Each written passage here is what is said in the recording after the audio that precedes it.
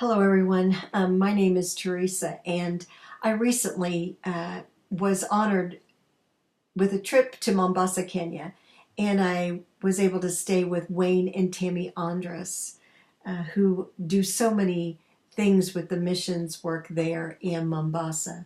One of the things that we did together was we went to an orphanage for little babies, and really it was more like a um, baby rescue center. And they were telling me about this little girl, 3 years old, named Brenda. And I couldn't wait to meet Brenda. I didn't really know what to expect. Um, but I knew that my granddaughter was 3 years old, and so I could imagine this little girl running and playing and, having some needs. But that's not what I saw at all. I saw these children who were extremely hungry and who really had very little hope of a future, really very little hope of living. Brenda had hydrocephalus and couldn't hold her head up. She looked probably no more than 9 months old, really. And the bottle that they were feeding her was about this big, about the size that you would probably give to your 3-month-old baby. When I held her, she changed me. She touched my heart in a way that I had never been touched before. Her needs were so great. Her pain was so great. And um, I just can't tell you what she did, how much she changed me, to the point where we want to do all that we can to help the babies and the children who are so less fortunate than our children here in the United States.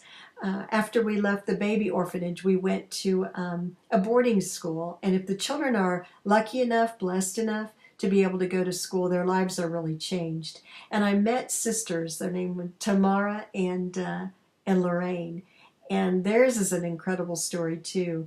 Lorraine actually saved her little sister Tamara from being hit by a bus, but that put Lorraine in the hospital and near death.